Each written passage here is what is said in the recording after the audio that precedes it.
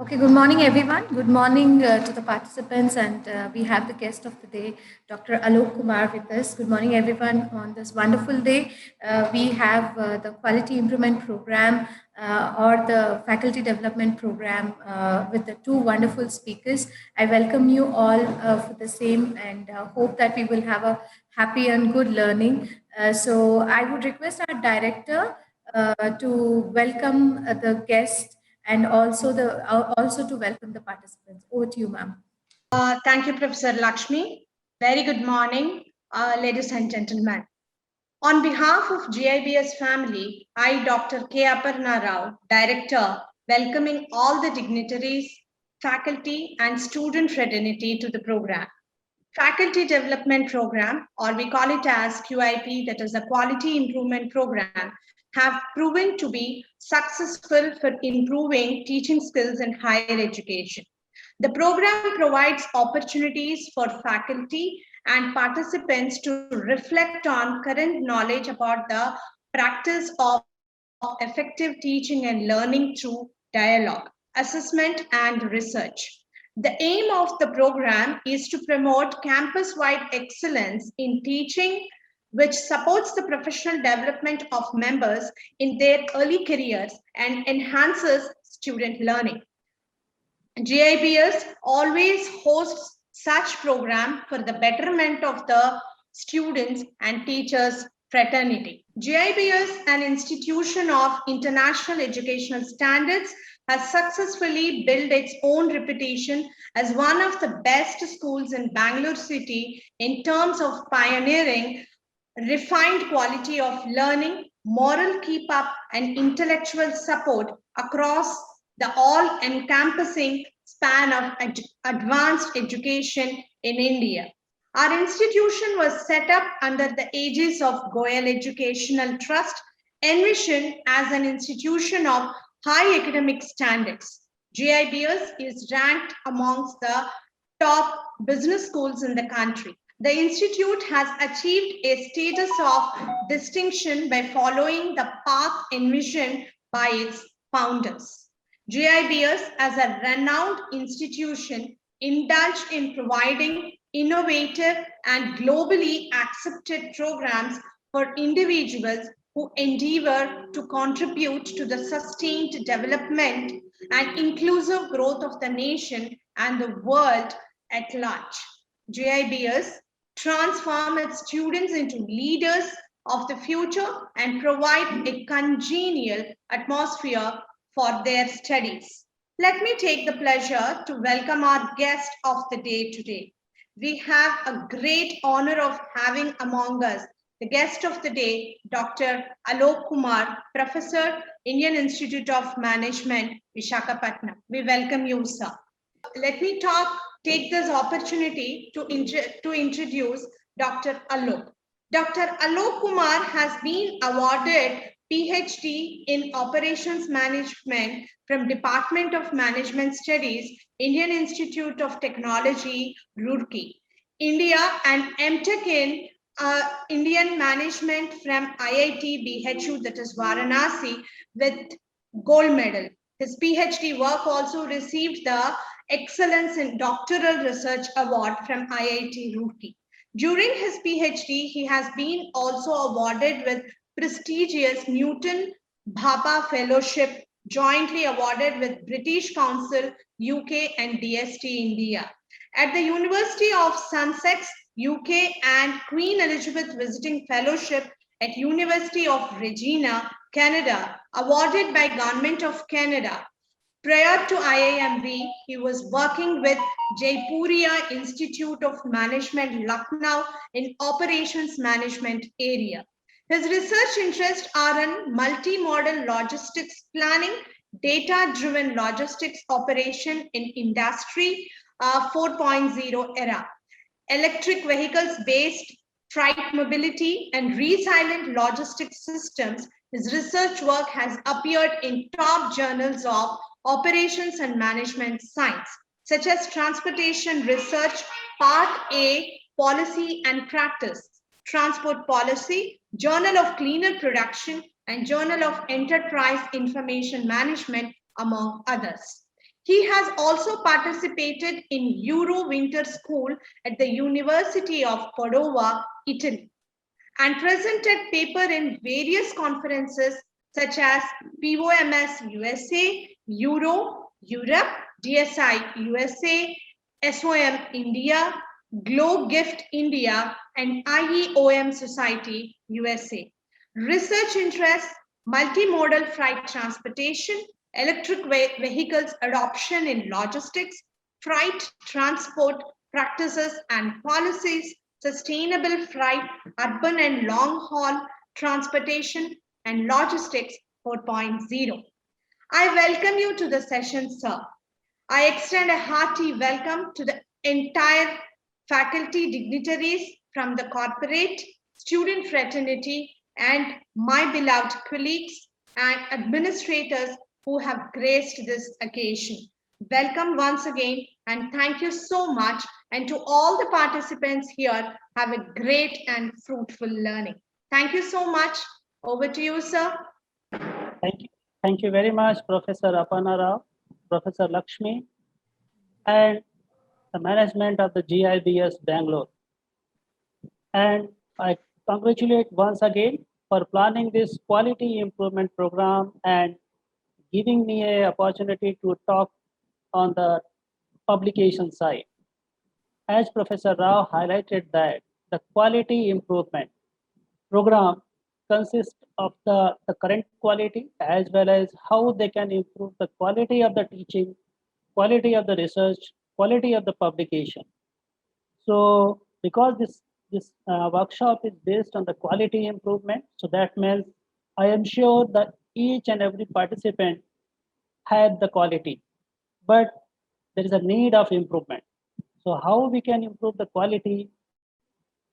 So we should talk about the publication, how we can improve the visibility of the research, how we can target the top outlets of the publications. Those can definitely will improve the quality of the system as well as the quality of the individual faculty, researchers, students, and similarly contributing to the society at large. So thank you once again to Professor Rao, Professor Lakshmi, and GIBS. And I welcome to all the participants because it's a huge gathering. So I'm happy to see that now the people, they are much aware and they want to learn about the publication with the top tier journals. So with these words, I want to open my discussion and I welcome the questions, I welcome the suggestions for improving my content, and I try my best to answer the queries of the each and every participant. Okay, so let me share my presentation. Yeah, so Professor Lakshmi, is it visible to you? Yes, sir, it is. Yeah. So my talk is how to target the top journals, because if you look at the current case, every institute, every country, every university, they are talking about the publication should belong to the top journals. But the question is how we can target, how we can judge a particular journal is a top or it on the bottom side. So that means before starting to this, there is definitely some precautionary measure or cautionary measures. So the researcher should keep that particular measures in mind before submitting or before going for any research. So if you look at, because the research is a very, very long time journey. It is not like a very quick process. So once you enter to the research community, once you enter to the research process, once you identifying any research problem, or when you are trying to solve any societal problem, so it should take the time. So that means the first important point before writing your manuscript, before writing your project proposal, before writing your research grants, you should not be in panic. That means you should be very calm. You should be very, very firm for your research objectives. But again, the question is, why you want to publish your work? So this is like a very, very important question every researcher should keep in mind. Why we want to publish? Without publication, we can also serve to the society. Without publication, we can also contribute to the nation building.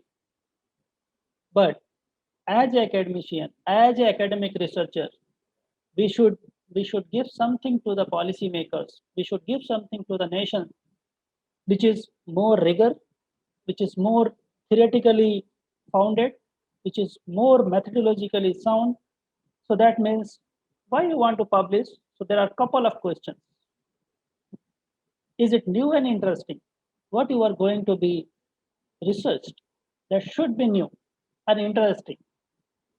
Many times the people they are doing very high level, or we can call it very futuristic topic. But whether it is interesting to the common people, whether it is interesting to the readers, is it a current hot topic?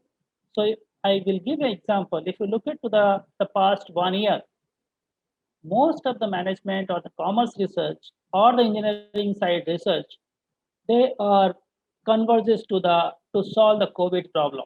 Whether it is a medical science, whether it is the engineering, whether it's a management, everybody should focus on. And there is government also continuously pushing to support to the current challenge. So is it your topic is the hot topic? Have you provided solution to some difficult problems? Because the simple problems, anybody can give the answers. Policymakers can take some references and give the solution to the simple problem. So the role of the academicians, the role of the researchers, academic researchers, to develop the solutions which can solve the difficult problems. We call it the big data problems. There may be a huge million ton of the data, or we can say the foot of the data, and how you can efficiently solve that particular data or the challenge. Then, are you ready to publish at this point? Suppose you did a wonderful research in the area of COVID impact on the marketing, COVID impact on the workforce, COVID impact on the human capital development. But if you fail to publish at this time, suppose in 2021, then maybe many studies or the chances of the publication is tough in 2022 because you are handling a current research problem, which is very interesting, but you should ready at the same point. So that's why the research is a continuous process. In every day, we have to invest some time to the research. And if you have all these four questions and if you tick to the S, then you start for the manuscript. So that means how we start writing a paper. So manuscript is generally treated as a research paper. So that means we go with that new and interesting topic. It should be the hot. It should be the relevant to the society, and your provided solutions, your methodology and models, they should be solve the difficult problems. And it should be publishable at the current time. So this is something a lever balance of the publication, publishable work or non-publishable work. Many times the outdated work, maybe the typical inventory problems or the basic human resource problems, those are the interesting in 90s, but in 2021 they are obsolete. So that means we have to focus on the novel methods, novel work, and many times the researcher did a mistake. They did the complete modeling fantastically, but the conclusion or the recommendation of the research are poorly defined. Many times also the duplication of the published work. If you changes some existing model with the delta and alpha, it is very tough to publish in a good quality journal. And keep in mind for all the participants here, we are only talking about the reputed journals. We are not talking about the predatory journals, or maybe they are low graded journals. So that means you always focus on. So this is something the balance. If you look at this side, how we can make the balance. So that means you can take the outdated work, but you can include some novel methods, novel conception, or to extend the outdated work in the current time. Similarly, if you are only focusing on this side, it should not be ready for a scientific interest. And the publication of non-scientific interest work is very tough. But if you if you make a balance, because every time we go with the literature, we go with the past studies, where the past is the leftover the research, we should carry out the same research with the significant enhancement of the published work and how we can contribute into the body of the knowledge of the current field. So that means how we are advancing the field.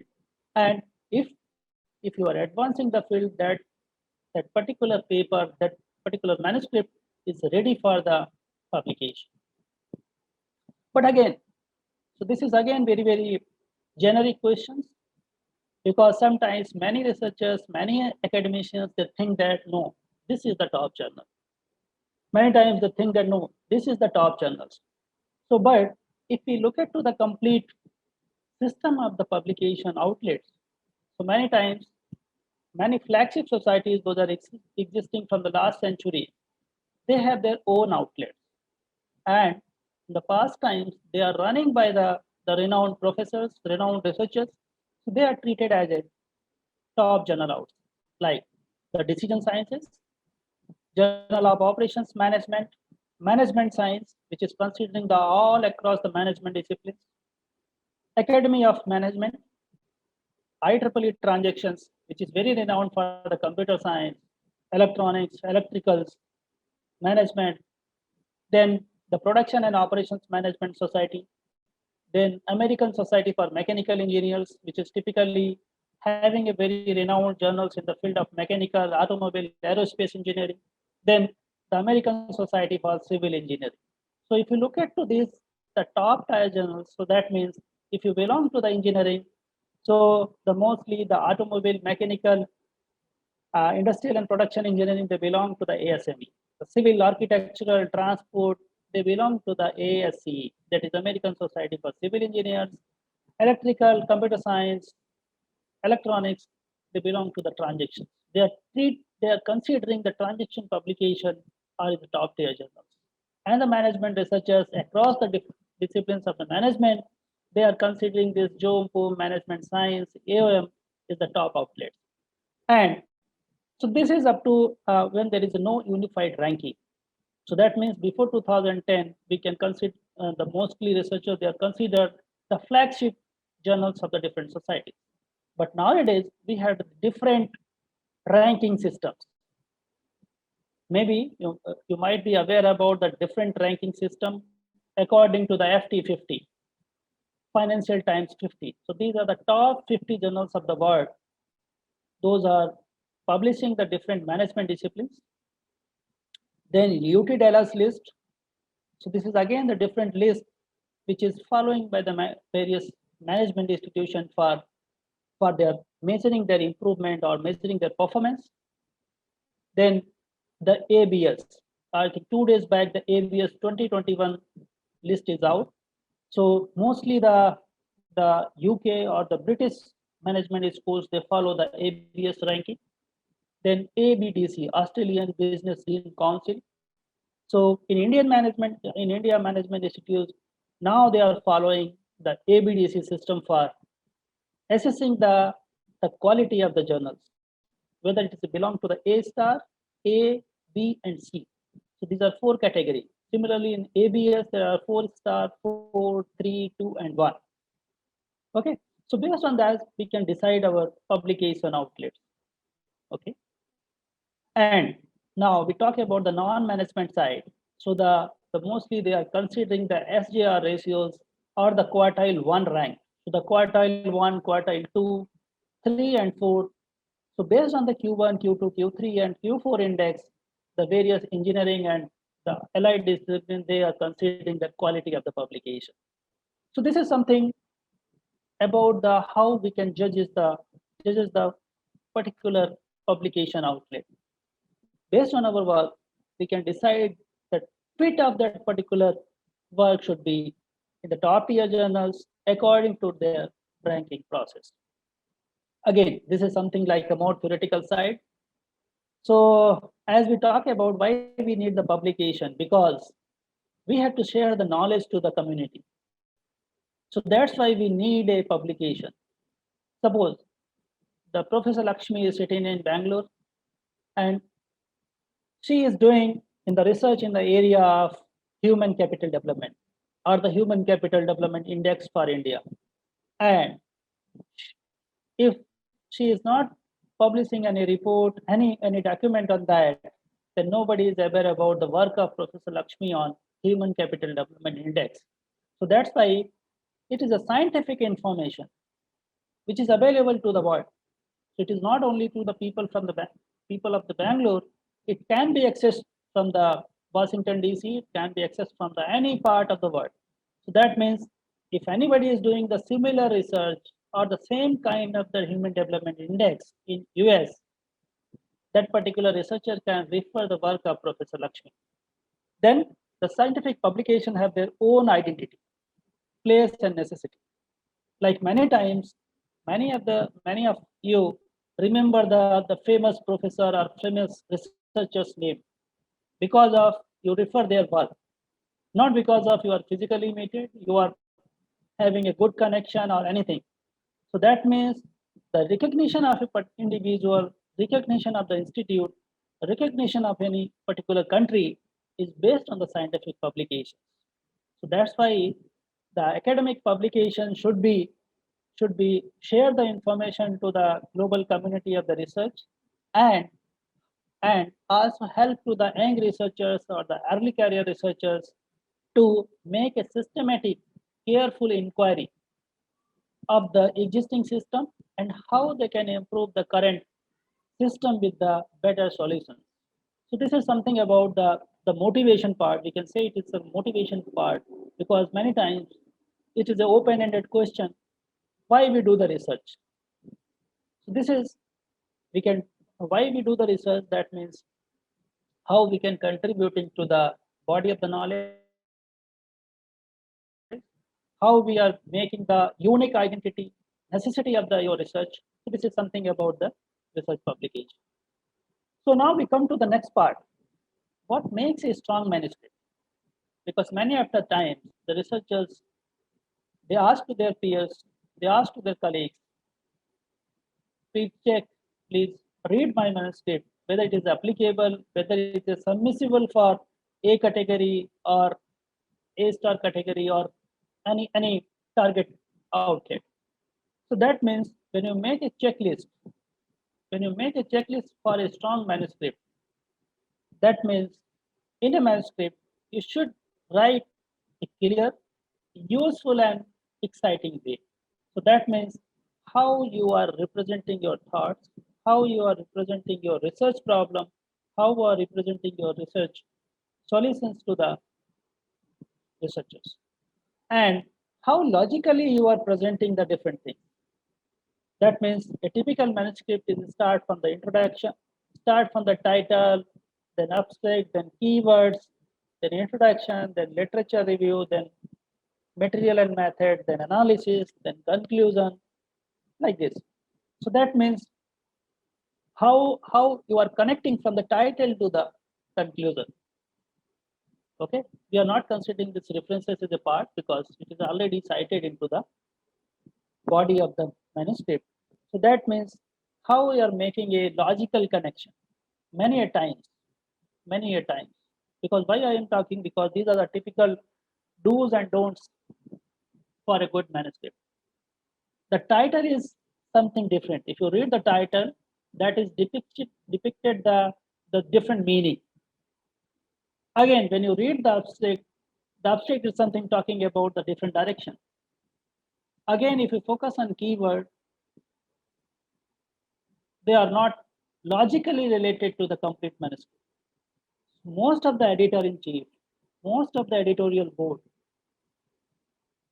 they make a decision, they take a decision based on these three components, which typically on the first page of the manuscript. So that means how significantly and logically you are writing these three important parts. And if editor or if reviewer, even reviewer again, if editor and reviewer found something interesting in the title, something interesting in the abstract, something interesting to the keywords, then he or she should move to the introduction part, your LR part, your methods, and so on.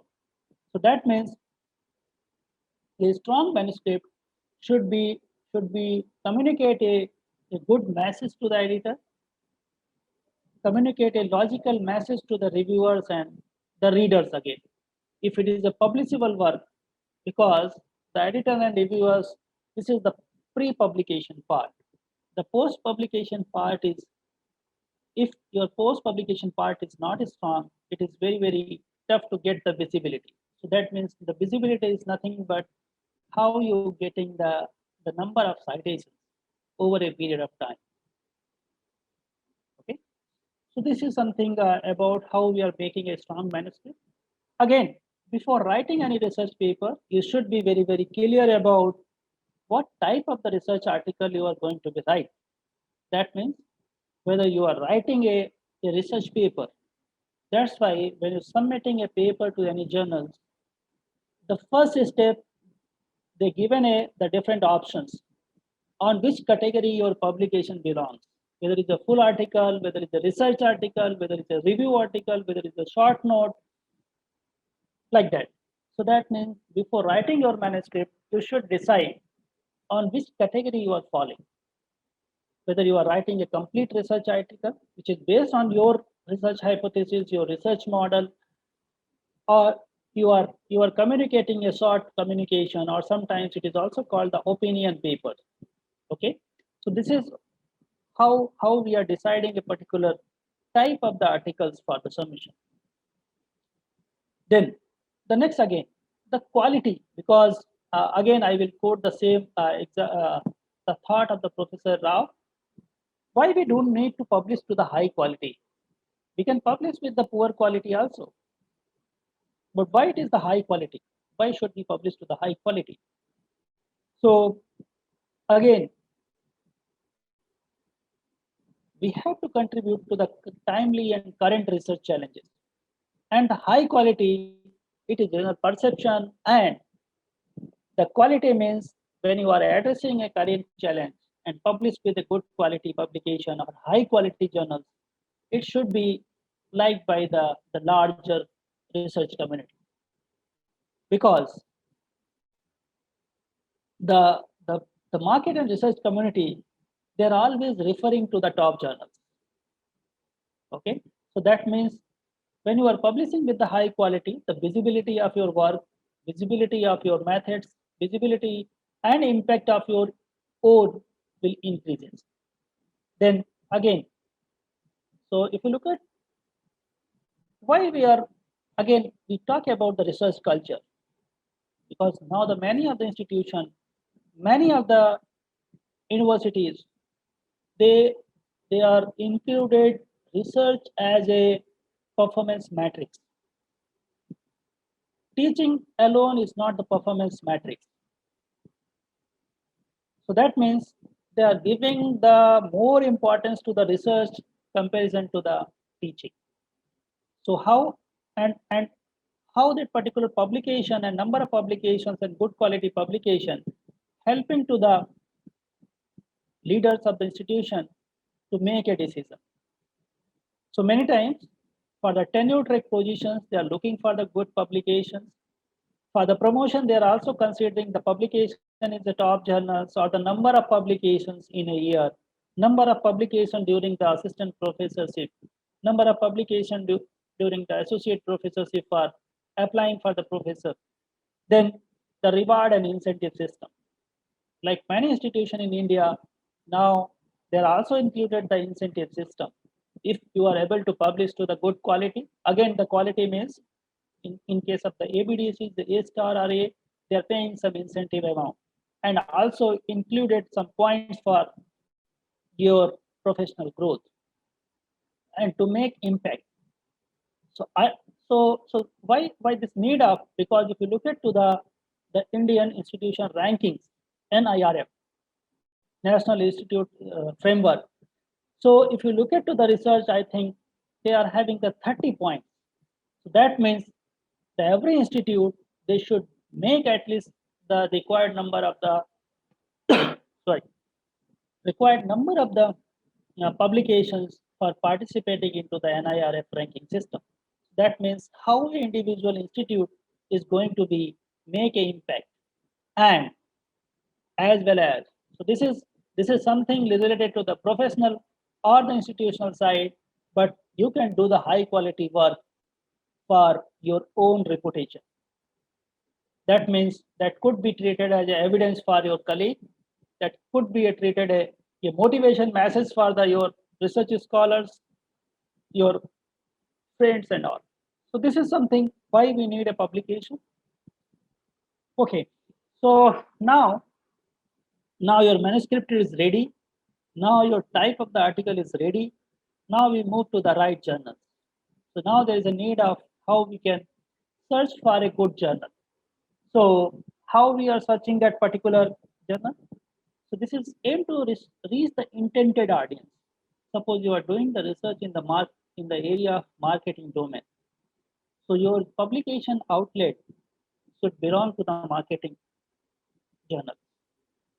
Many a times, researchers, suppose they are doing the research in the marketing and something related to the supply chain management side or something related to the human resource management side.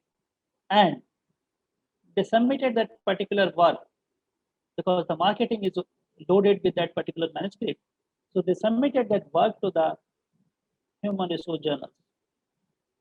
Then editor is immediately declined the submission because the intended audience of the human resource journal is different from the marketing journal. So always we have to think of who will be your target audience for the publication work. So that means you should identify the audience of your work, and if it is your interdisciplinary or the multidisciplinary, so which particular discipline having the more weightage, you can go with that particular discipline, not to the minimum discipline contribution.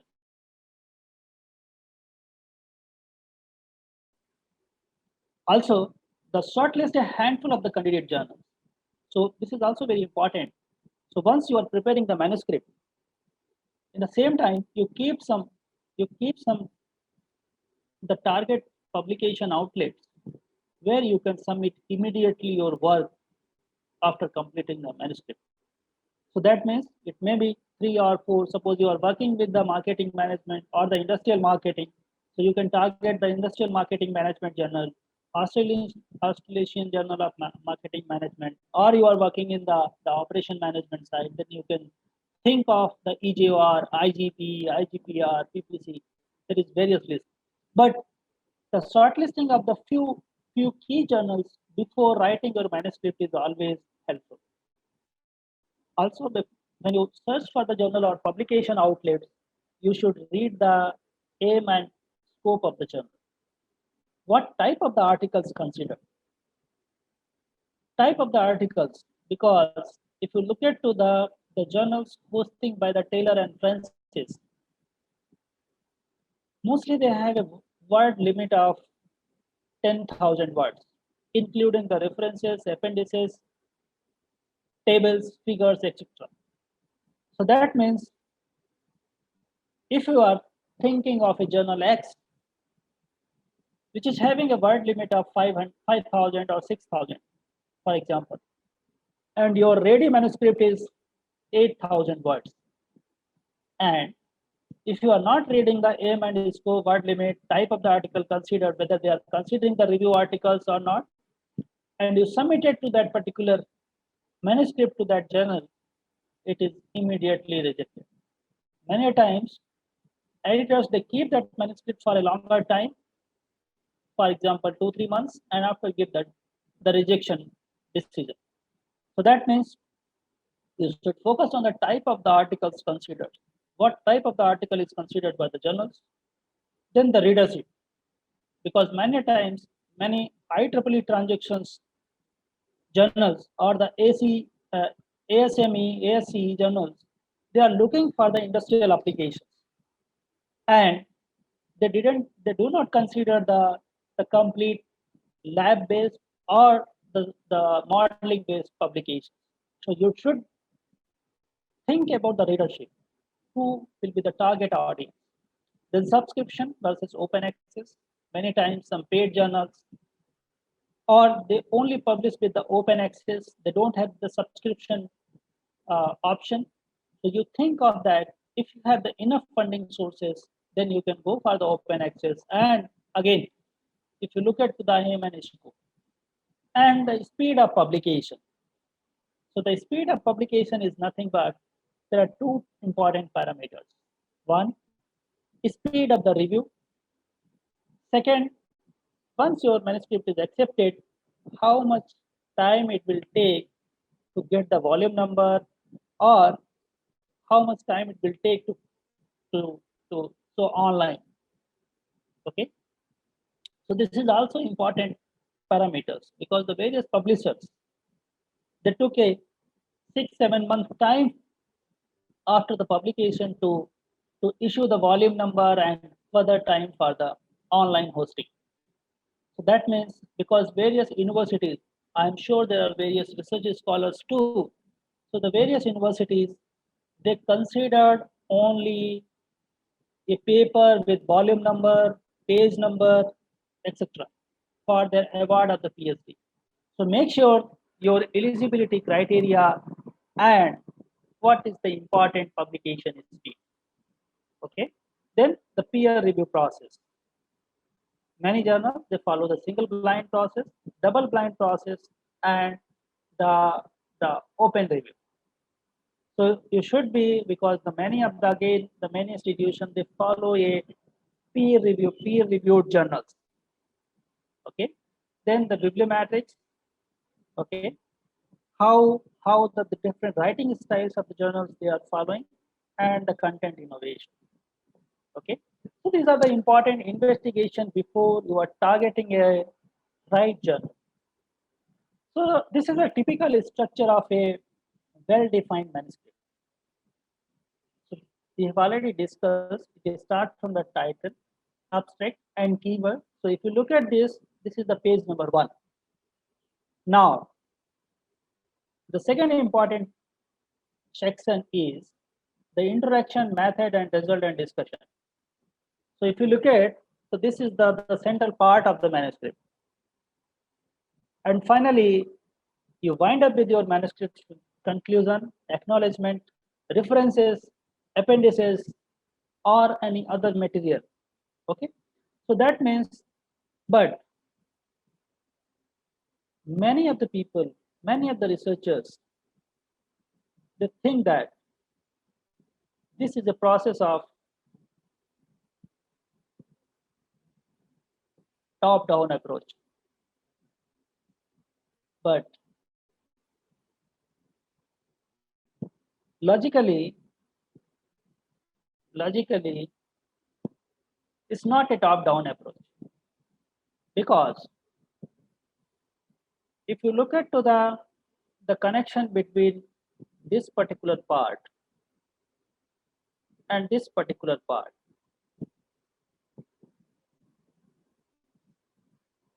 that should be logically aligned. And this particular part should be synced with this particular part. So that means the title, abstract, and keywords, that is the last job of the manuscript. Okay. Also, the introduction is the second last. So how we are writing? So prefer to write instead of forward, you write backwards. Okay. So that means once you did done with the complete data analysis, so the figures and tables, method, result and discussion, conclusion and interaction, and finally the abstract and title. Okay, because every section having their own value and own purpose. So if you look at to this, because many of the times the early career researchers or the PhD scholars, they are providing some redundant information to the manuscripts. That means they included the figures and tables for the same interpretation. Suppose there are X, Y, Z, there is something relationship between X, Y, Z, or maybe any regression equation Z is equal to the function of X and Y.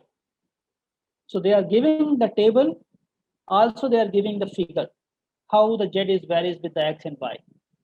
So that means if you give only one thing, either the table or figure, both are giving the same inference.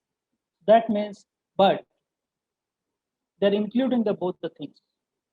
So unnecessarily, that is increasing the length of the manuscript. And suppose your target journal having the limitation of 7,000 words. And because of these figures and tables and some redundant information or the repetition of the sentences, repetition of the thought, they make it around 8,000.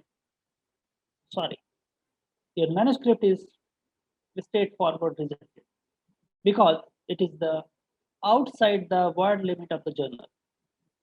So always keep in mind, you have to give only logical and relevant information. Okay, so that means while a reader, while a reviewer is reading your manuscript, he or she should feel something interesting, and there is very less chances of the repetition, because when you read between the lines or read twice or thrice the same manuscript, even you can also identify there is no need of giving the same thing into the two different forms. Okay. Also the methods, results, and discussions. Many times the different methods, they are reproduced by the different researchers. So if you are facing the word limit of a journal, your target outlet, then you can directly code that particular the original method, and you can significantly reduce the word length. Similarly, the result and discussion. So many times the researchers or the PhD scholars, they also cited some different authors to the result section and the discussion section, because the result and discussion is purely based on your model analysis. So try to avoid to cite the many more numbers of the references. Where there is a justification or there is a conflict of the results with the previous researchers, then you can cite it. Then the conclusion and introduction. So the introduction should be very, very concise and very interesting for the readers and reviewers. And finally, you write the abstract, and the title is the last one, because the writing a title and abstract, that is the complete summary of the whole manuscript. Okay. Now, so if you look at to the effective manuscript title, how we can, now we are discussing about how we are identifying the main issues of the paper. So as I told you, we should be very, very precise and concise about the title.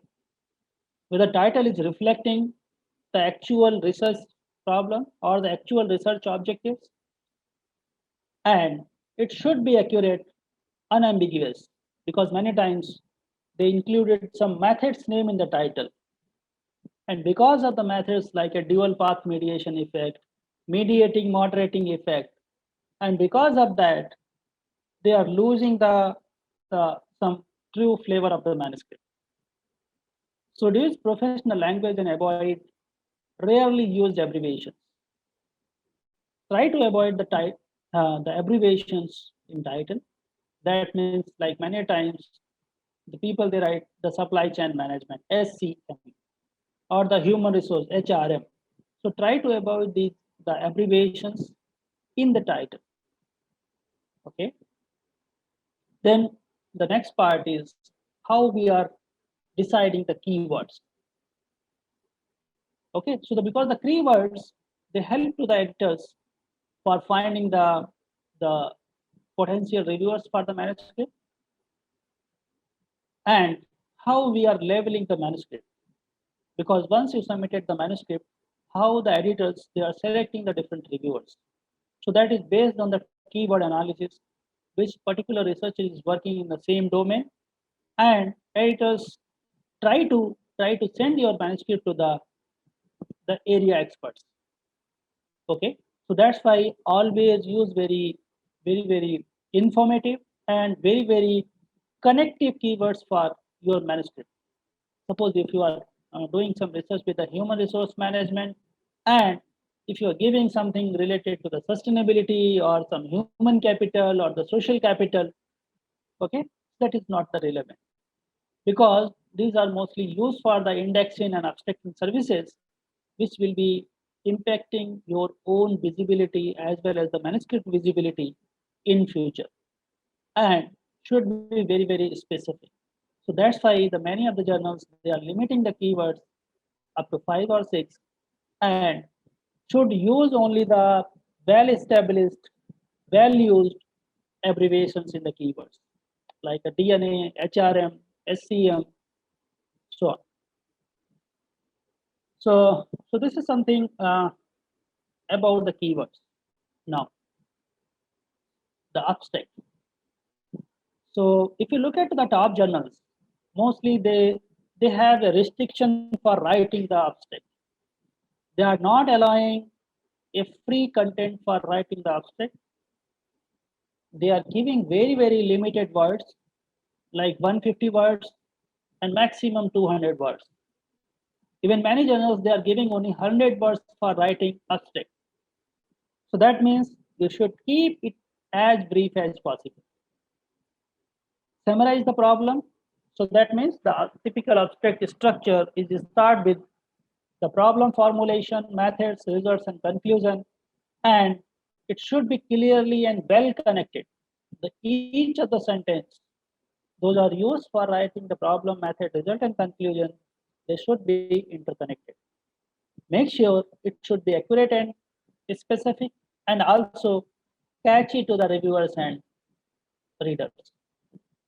Okay, so that's why the most of the editors, they recommend that the abstract should be the last part of the manuscript.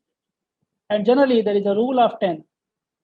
There is the rule of 10 for writing a good abstract. So this is the follow the rule of 10. So the 1 to 2 sentences for defining your research aim, defining your research problem, then 2 to 3 sentences for materials and method, which particular model, which particular method you have used for data analysis, and 2-3 sentences about the key results. Okay, not the general, not the all the results, only the key results, and concluded within 2 sentences, which is the key conclusion or the discussion of the manuscript. So this is a typical rule of 10, which is important for all the researchers while preparing a manuscript. Okay. Yeah. So this is because this is not a top-down approach.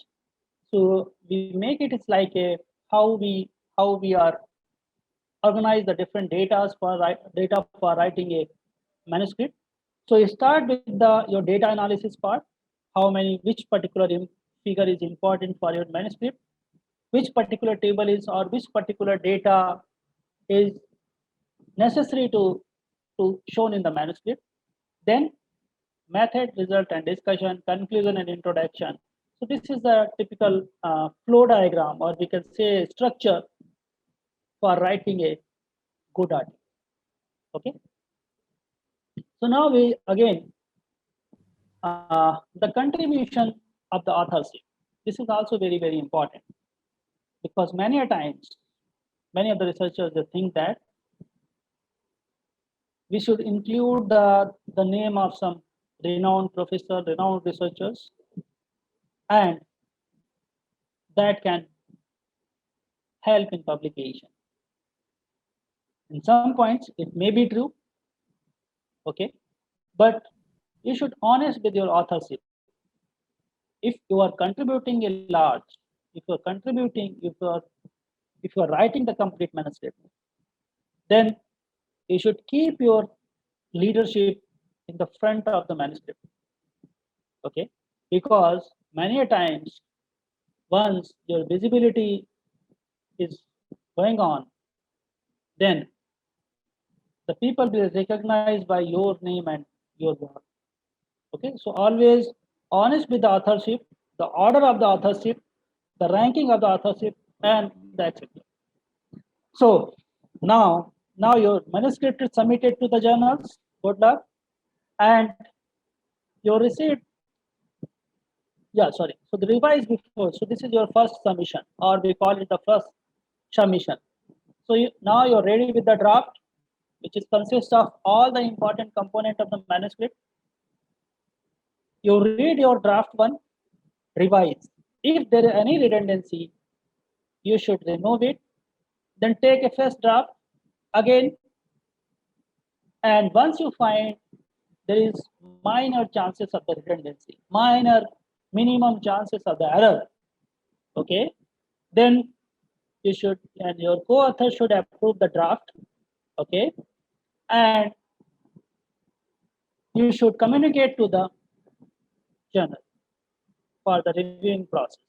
So that means once you submitted a manuscript with the key points which we discussed in the past, the scope of the journals, the target audience, the review speed, publication speed, and etc.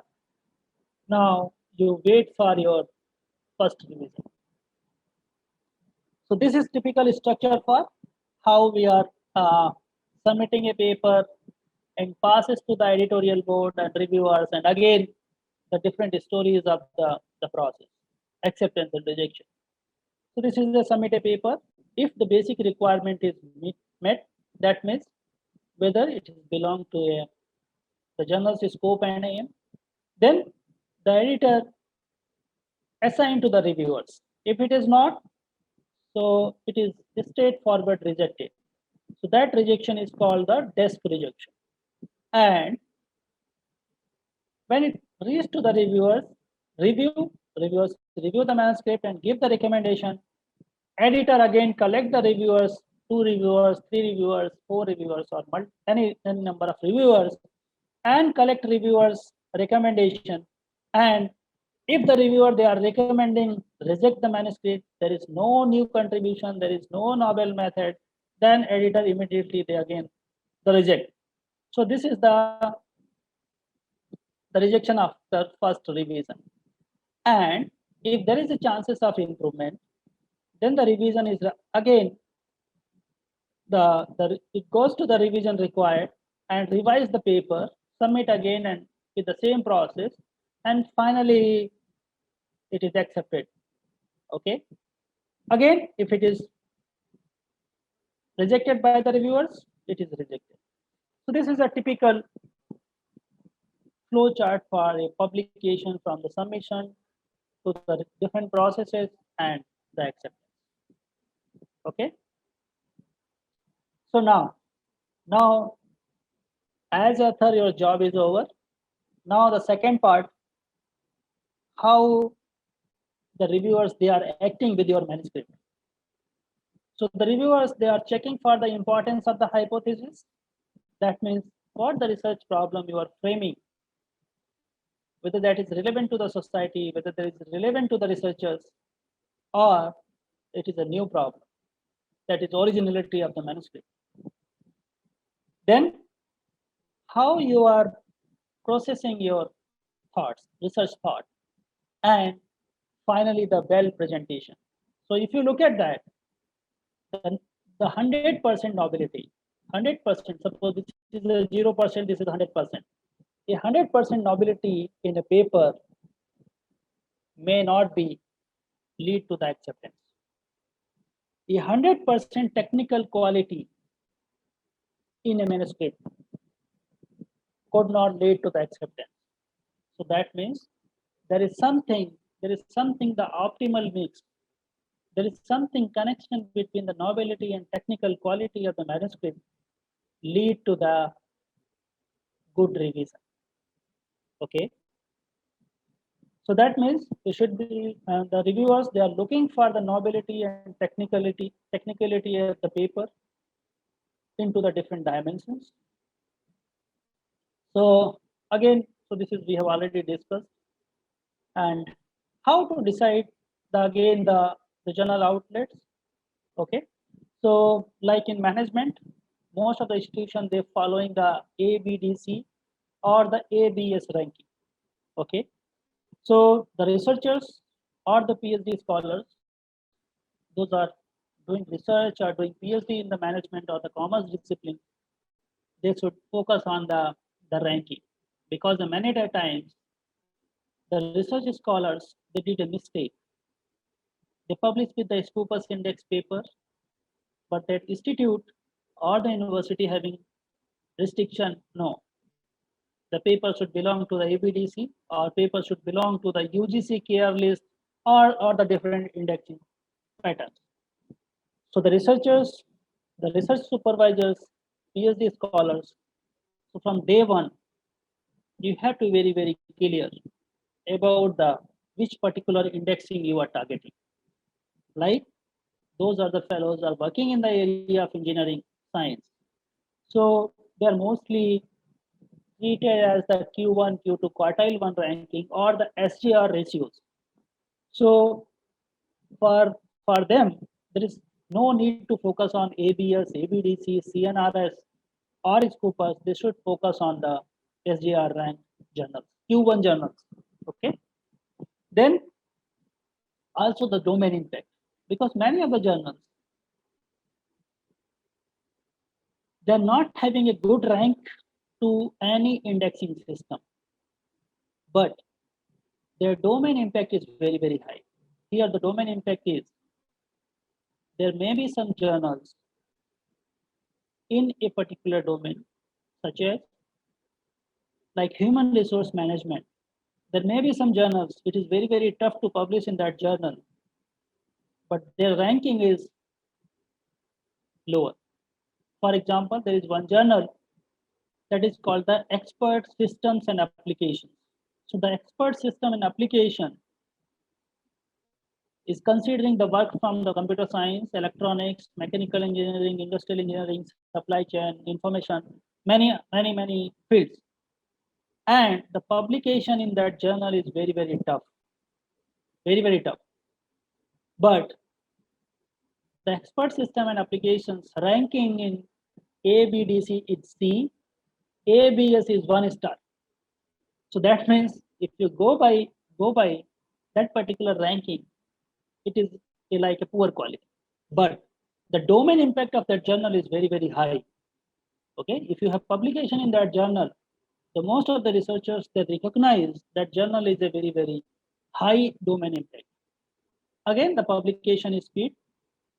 Okay, so you keep in mind how much time they are taking. Now, like Elsevier, so before you go for a journal search, they're also giving a how much time from the first submission to the first decision, then decision to the publication, and etc.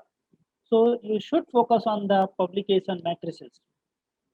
That is the publication speed and review speed, and also the belongingness of the journal to the different indices. That means you should make a commonality of the journals. Those are in the same time they are listed to the ABS, ABDC, CNRS, Scopus, SJR, etc. So that is means if you get a journal which is having good among the all the disciplines, okay, so that could be a best fit for your publication. Okay. So I have taken this course for Paul Heder, editor of Chromatography, a top ranked journal in the area of medical sciences. So why the rejections? Because this is again a very, very well discussed and highly argued questions among the researchers. Why the manuscript is rejected immediately or from the desk? So the Paul Herder, they highlighted, even we know also, submissions of the paper which are clearly out of scope. Suppose I am working in the area of supply chain management, and if I submitted my manuscript to the marketing or submitted manuscript to the HR, so definitely it should be rejected. It should be rejected. Failure to the format the paper, because many times researchers, once they receive the rejection from the journal X, in very next day they are submitting the same manuscript to the journal Y. So that means they are failed to format the paper according to the fit of the journal Y. So that means the failure to the format is also lead to the rejection. Then inappropriate suggested reviewers, because many times many journals they ask for the suggested reviewers, and researchers they given the name of the suggested reviewers to the out of the manuscript area. The manuscript belong to marketing, but they suggested the reviewers from the operation area or the engineering area. So it should be not a good fit for the journal. Inadequate responses to the reviewers. Okay, so they are not sufficiently answer the reviewers' comment or not satisfying the reviewers' comments. Inadequate standard of English. So yeah, so, but many times this could not be a desk rejection criteria, but it should be a criteria. Resubmission of the rejected manuscript without revision, because many times Journal X recommended some revisions, but authors are submitted that manuscript to other journals without incorporating the revision. So that means, because if you remember the first slide, don't be panicked. It's a very patientful journey. You have to be think of journals outlet, their aim, scope, guide for the authors, type of the writing style, type of the referencing. Okay. So maybe many of us have seen this particular picture on PSD Mix and other social media. So yeah, so this is 100% true process for the top journals. So this may be the editor, this may be the co-editor chief or the associate editor or the area editor. There may be the reviewers. So it's a long way to go for a manuscript. But you should be confident with your idea, your concept, your methods, your model, your hypothesis, your results, your conclusion, your recommendation, and your paper should pass this all the stages. So that means do not worry about this particular process, because it's a very common process for any research. Okay, and it is a completely voluntary job. So everybody is reading or reviewing your manuscript because of his or her interest to that domain, and always they are giving the comments, they are giving the suggestions for improving your current work. So this is the typical the review and editorial process. And once you receive the revision, maybe first revision, second revision, or maybe the nth revision, so carefully study the comments, what the reviewers are suggesting or asking or criticizing a particular work, and prepare a detailed letter of the response. So you should respond the comments point wise. Okay, and it should be, again, it is very concise, very logical. Okay, so hopefully once you submit these all the comments, and finally the one day you will receive the acceptance message for your manuscript, and after few days everybody is recognizing you as a good researcher.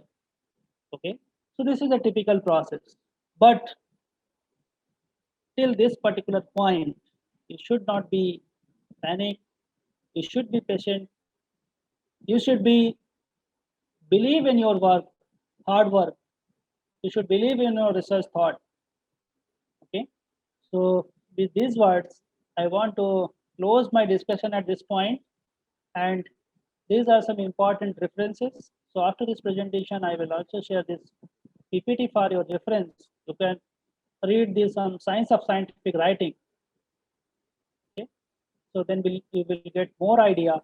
And thank you very much. I love to answer all the queries. I welcome all the suggestions for improving the content of the presentation. Thank you so much for that wonderful session. So it was quite very interesting. I think there's a lot of things that I personally learned on how to write a research paper and what is that you got to really think about before publishing, and how can it help you out further to reach out to a great journal so that your paper can be published and you could be recognized.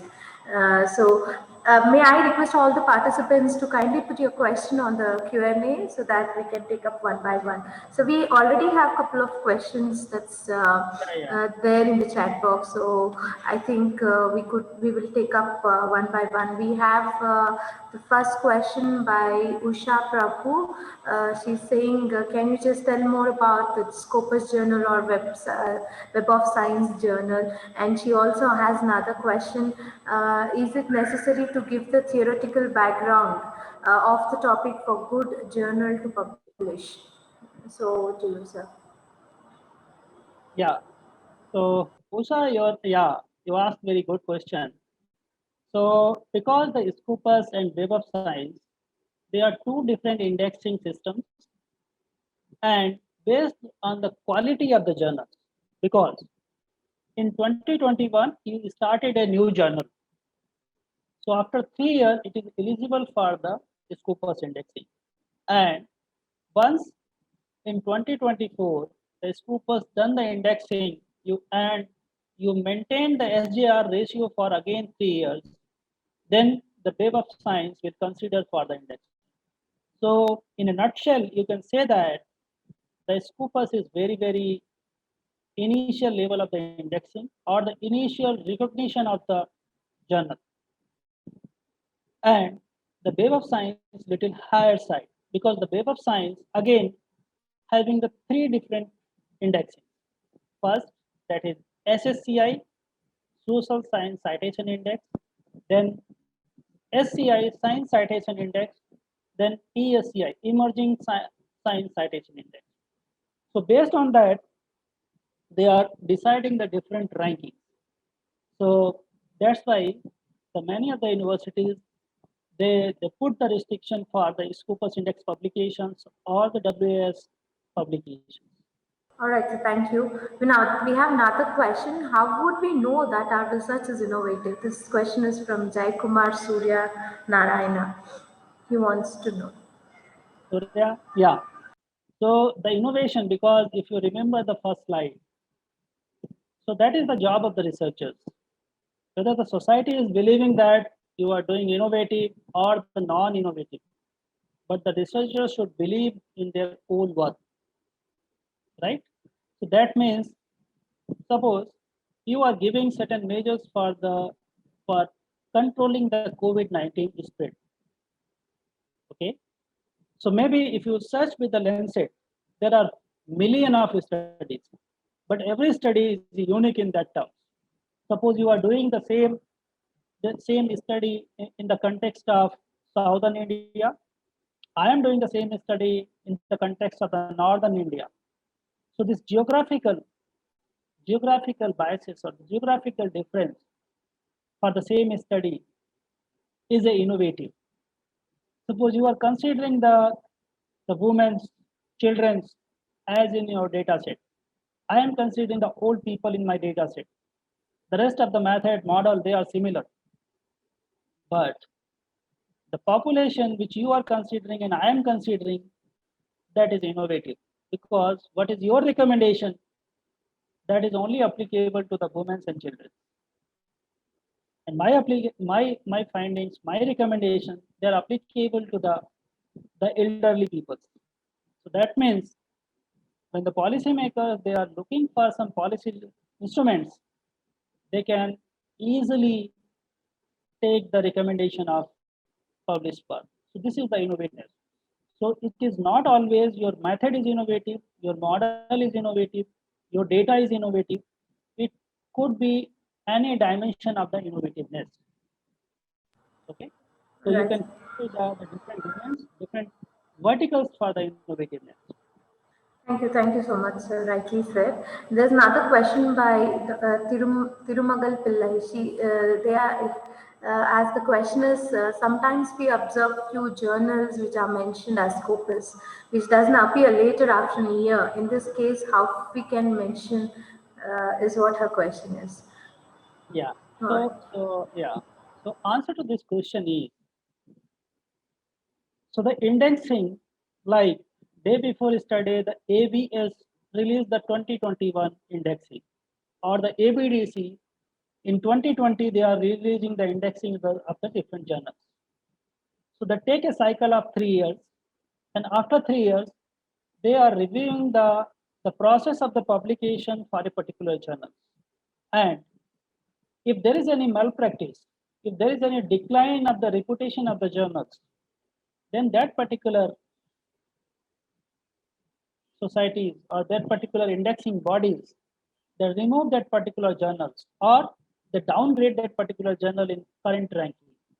Okay, so in case of the Scopus, that particular journal having a SJR is increasing nature, but the next year the SJR is down. That means the fellow researchers, the peer researchers, they are not citing the work of that particular journal, or the reputation of the journal is declining in coming years.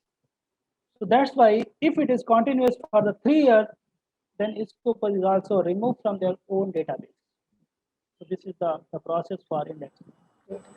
So we have another question by Usha again.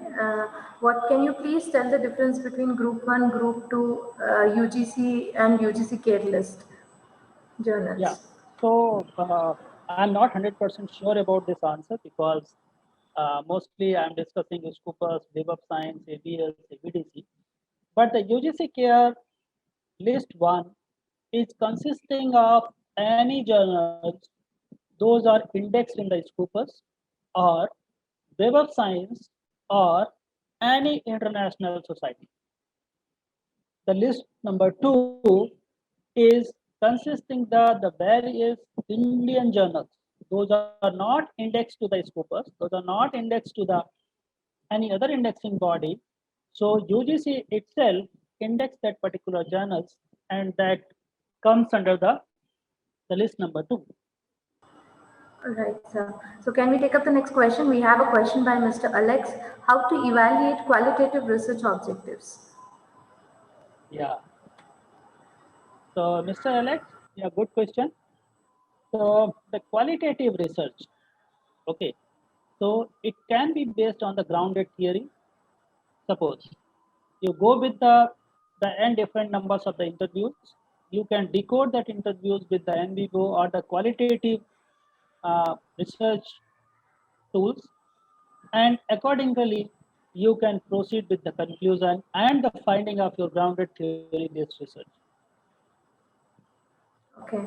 We have another question by Dr. Sripada Patil from Pune. Can you please name a few research journals in HRM which have high grades? I think they have asked, most of them have asked, can you just tell us or suggest us some good journals to publish our research papers? I have seen Yeah. many questions on the same. If you can just take up this question, sir. Yeah. So again, my submission to these all questions is, if you remember the starting slide number 3 or 4. So first you think of the research problem. The identification of the publication outlet is the 5th number. First, you have to think about the particular research problem, which particular tool you are using, because many of the journals, they are liking the different tools. Maybe suppose you develop your model with the structure equation modeling and you submit it to the journals, which is liking a qualitative work. So that editor will immediately reject the work. So that means you start with the problem, you start with the method, you start with the tool, then you have to search for the outlet. And for the search for the outlet, like Elsevier, they're having their own search tool, Journal Finder. You can note down the Elsevier Journal Finder. Similarly, the Springer is also having the Journal Suggester. Okay, so you just put your, there are two important fields. You just put your title of the paper, you have to put your abstract and keywords, then that automatically algorithm will give you the best outlet. Even matching of the abstract to the particular journal. So this is how you can select. And blindly, if I say you are working in HRM, you should publish with the International Journal of Human Resource Management, UK. Okay, so that is a 4-star journal, but that is liking a very theoretical foundation work. But you did the quantitative work, and as I am suggested, you submitted to that work, immediately it gets rejected. Okay, so first go with the research idea, search with the, if you have some option XYZ, then you search these XYZ journals, their aim, their scope, what type of the methods, what type of the theories they are liking. Okay, and accordingly you include the theories, models, tools in your research and submit to that journal. Right, so thank you so much for helping us to understand what is the right journal where you could definitely publish your paper. We have another question. In case if it is a topic of multidisciplinary, what are the things that we could do, or the factors that we could really keep in mind when deciding or selecting a topic? This question is from Balachandar Kamath. Yeah, fantastic question, Balachandra. So yeah, this is the subject of the interdisciplinary, because nowadays many of the people that do the interdisciplinary, multidisciplinary, cross-disciplinary research. So because you highlighted that how you link to the computer science and the management science. So if you look at to the computer science, nowadays we are talking the future of the work. We are talking the HR people, they are talking about the future of the work. What could be the nature of the work in the future? So that means we are talking the industry 4.0 based work in future. So the industry 4.0 is nothing but, if you look at to the components, industrial IIoT, that is industrial Internet of Things, big data, machine learning, artificial intelligence, autonomous robotics. So these are the core computer science domains. But their application in the management side. So that means if you have expertise in the computer science and your colleague having the expertise in management science, for example, in human resource, you can combine the thought of both of you and make a good interdisciplinary research, which is talking about the future of the work.